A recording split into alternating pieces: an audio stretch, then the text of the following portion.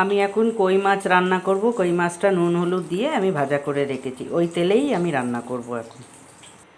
এখন আমি অল্প একটু জিরা দিয়ে দিলাম, আর দিয়ে দিচ্ছি তেজপাতা আর একটা টমেটো। এখন আমি ঢেলে দিলাম পেঁয়াজ, আদা, রসুন, টমেটোর পেস্ট। বাটাটার মধ্যে অল্প একটুখানি জল দিয়েছি, হলুদ দিয়ে দিলাম, অল্প লঙ্কার গুঁড়ো দিয়ে দিলাম, একটুখানি জিরা পাউডার দিয়ে দিলাম। এখন মশলাটা আমি কষিয়ে নেব। এখন দিয়ে দিচ্ছি নুন। মশলাটাকে এখন খুব ভালো করে কষিয়ে নেব। আমার মশলাটা কষে গেছে, আপনারা আশা করি বুঝতে পারছেন, তেল ছেড়ে দিয়েছে। এখন আমি এতে জল ঢেলে দেবো। কিছু গোটা কাঁচা লঙ্কা দিয়ে দিলাম। ঝোলটা ফুটে গেছে, এখন আমি মাছগুলো ঢেলে দেবো সব।